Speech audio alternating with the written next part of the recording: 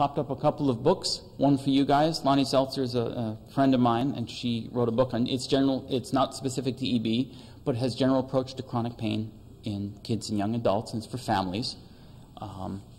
And the other one is something that I edited, and that's more aimed towards pediatricians and primary care docs and so on, about general approaches to taking care of kids in pain. So if they're of use to you, there they are. So that's it. We do have a few minutes for discussion. I'd be delighted to take any questions whatsoever.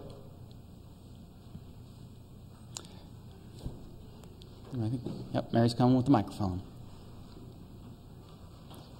In town, we have a local radio station that has a broadcast in the morning with a husband and wife team, and it's called Married with Microphones. I think right now we have Mary with microphones.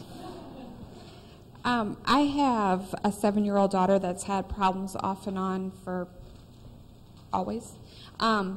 Trying to sleep, falling asleep, staying asleep. She does a lot of crying out in her sleep, like, ah, and help me, and she's kind of half sleeping, half awake, and she also does a lot of itching at night. We've tried, like, the Atarax, we've tried Tylenol, we've tried Elavil, we've tried, I don't know, but we have a new recommendation. I don't have it in yet, but I was just curious on your thoughts of it. I'm going to spell it Ketotifen.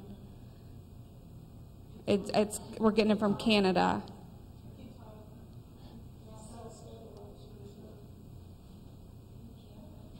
Yeah, I was going to say that.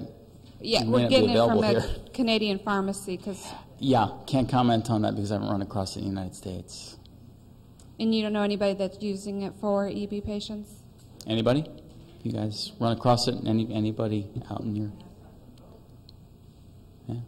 No, the answer is no. I can't. Okay, I'll let you know in 2 years how it's going. That would be cool. Yes, sleep's obviously an issue. I can't read terribly much into the short amount that you gave, but certainly there are a few things that come up. Itching is a problem at night, and we can certainly try and focus therapy on that. If pain is waking the child up, then addressing the pain. If nightmares or that kind of thing are involved, then we need to perhaps look at what's gone on during the day. Could this be like a post-traumatic stress syndrome type of thing, where whatever's gone on painful during the day just is coming back during the night, in which case perhaps addressing, if there are points of anxiety and fear during the day, if we do something different for that, will it take away some of that at nighttime? So there are all sorts of layers of things that if we were to sit, any one of us, and have a discussion about poor sleep, we would cover a whole long list of things and then try to target therapies, knowing that there's obviously could be more than one or two things going on at the same time. Oh, 2 in a row. Go ahead.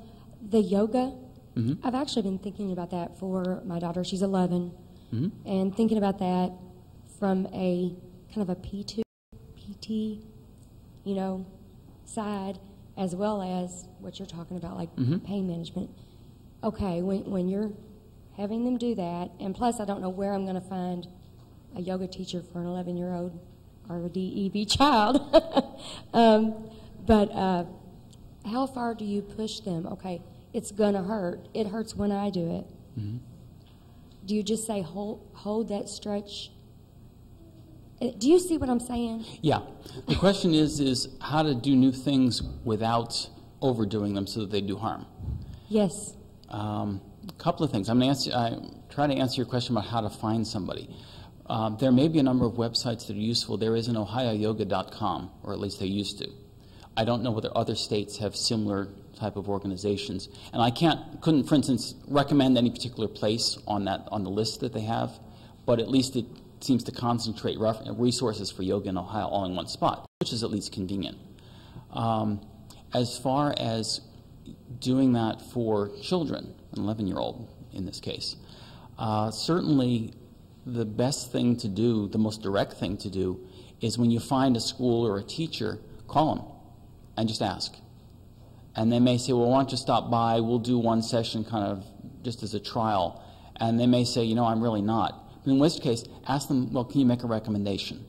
Because they may say, well, I can't, but I support my community, therefore try so-and-so school because they take care of a lot of people with medical conditions.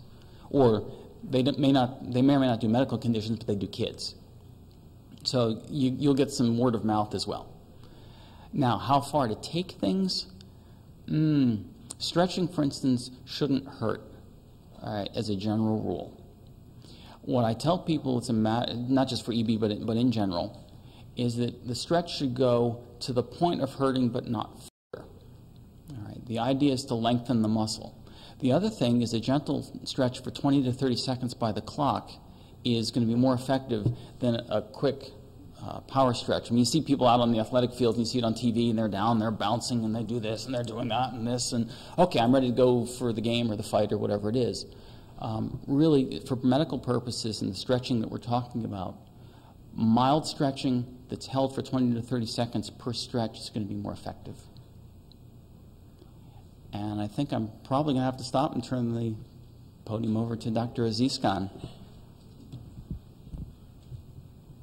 Actually, I'll turn it back over to Jerry. Thank you very much for your attention. I appreciate it.